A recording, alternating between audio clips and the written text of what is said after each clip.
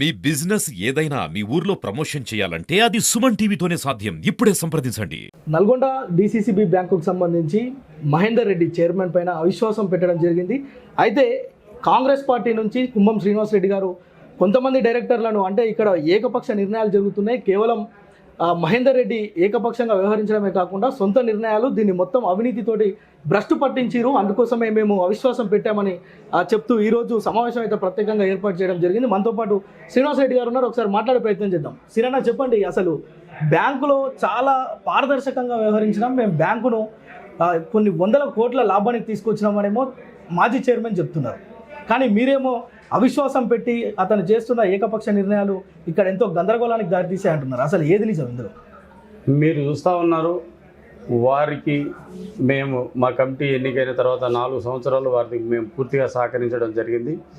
వారికి రాజకీయాలకు అతీతంగా బ్యాంకు అభివృద్ధి చెందాలని చెప్పేసి వారు ఏకపక్ష నిర్ణయాలు తీసుకోవడమే కాదు, అనేక అవినీతి అక్రమాలు పాల్పడ ఆ చిట్టా మొత్తం త్వరలోనే మీ మీడియా మిత్రుల ముందు పెట్టడం జరుగుతుంది.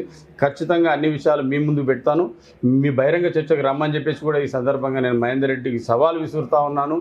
వారు అంటా ఉన్నారు, నేను అభివృద్ధి, నువ్వు అభివృద్ధి చెందడం ఏంది, నువ్వు అభివృద్ధి చెందినవు, నువ్వు అభివృద్ధి చేయలేదని చెప్పేసి ఈ సందర్భంగా మరోసారి గుర్తు చేస్తూ ఉన్నాను.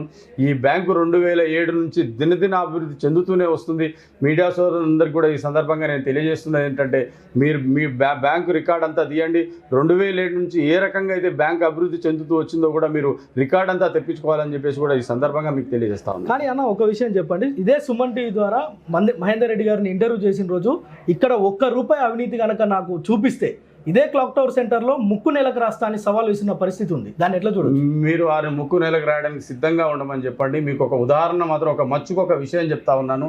ఈరోజు టెస్కాబ్లో మహేందర్ రెడ్డి గారు వైస్ చైర్మన్ గారు, రవీంద్రరావు గారు చైర్మన్గా ఉంటే కంప్యూటర్ల ఆధునీకరణ అనే ఒక ముసుగులో 6 కోట్ల రూపాయలకు ఒక కంపెనీ నేను చేస్తాను అని చెప్పేసి టెండర్ ఇస్తే కాదు అని చెప్పేసి, మేము మా ఇష్టానుసారంగా వ్యవహరిస్తామని చెప్పేసి 20 కోట్ల రూపాయలకు నామినేషన్ బేస్లో ఇచ్చి కోట్ల రూపాయలు ఇదే రవీంద్రరావు, ఇదే మహేందర్ రెడ్డి అక్కడి కమిటీ అంతా తీసుకుంటే నేను హైకోర్టులో పిల్లి వేసి ఇప్పటికీ పోరాటం చేస్తూనే ఉన్నాను.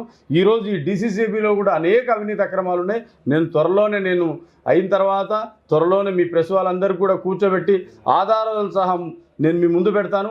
ఆ రోజు మీరే ముక్కు నేలకు రాయడానికి టైం తీసుకోవాల్సిందిగా మీకు విజ్ఞప్తి చేస్తాను. రైట్, చివరిగా చెప్పండి, ఈరోజు అంటే ఎన్నిక ఏ రోజు జరగనుంది, మీరు ఎట్లాంటి ఏర్పాట్లు చేస్తున్నారు? ఈరోజు మన డీసీసీబీలో 19 మంది డైరెక్టర్లు గాను 15 మంది డైరెక్టర్లు మమ్మల్ని బలపరచడం జరిగింది.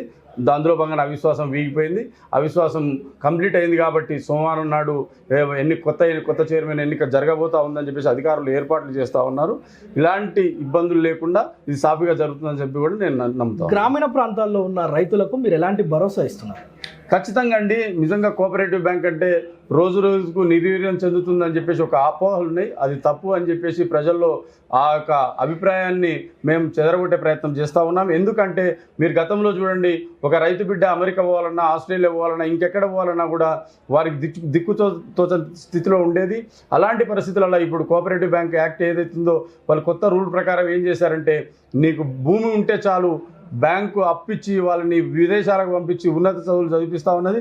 అదే రకంగా మా గౌరవ ముఖ్యమంత్రి గారు సహకారం తీసుకొని మా జిల్లా మంత్రివర్యులు పెద్దలు కోమటిరెడ్డి వెంకటరెడ్డి గారు, పెద్దలు ఉత్తమ్ కుమార్ రెడ్డి గారు, అలాగే మా అన్న రాజగోపాల్ రెడ్డి గారు, పార్లమెంట్ సభ్యులు, శాసనసభ్యులు, బ్యాంకు అధికారులు అందరి సహాయ సహకారాలు తీసుకొని రైతులకు చేరువయ్యే విధంగా మా డైరెక్టర్లందరూ సహాయ సహకారాలు తీసుకొని రైతులకు ఏ రకంగా మేలు జరిగితే ఆ నిర్ణయాలు తీసుకోవడం తప్ప ఏకపక్ష నిర్ణయాలు ఉండవని చెప్పేసి కూడా ఈ సందర్భంగా మీకు తెలియజేస్తా ఉన్నాను. సో రైట్, నిజంగా అంటే గ్రామీణ ప్రాంతాల్లో ఉన్న రైతుల యొక్క అభ్యున్నతి కోసం పాటుపడడంతో పాటు ఇక్కడ మాజీ చైర్మన్ అంటే ప్రస్తుతం ఇక్కడ మహేందర్ రెడ్డి ఉన్నారు, అతను పూర్తిగా ఇక్కడ అవినీతి అక్రమాలు చేశారు, ఆయన ముక్కు నేలకు రాయించేంత వరకు మేము విశ్రమించేది లేదని చెప్తున్న పరిస్థితి అయితే ఉంది. కెమెరా పర్సన్ సాయితో ప్రేమ్, సుమన్ టీవీ, నల్గొండ నుంచి.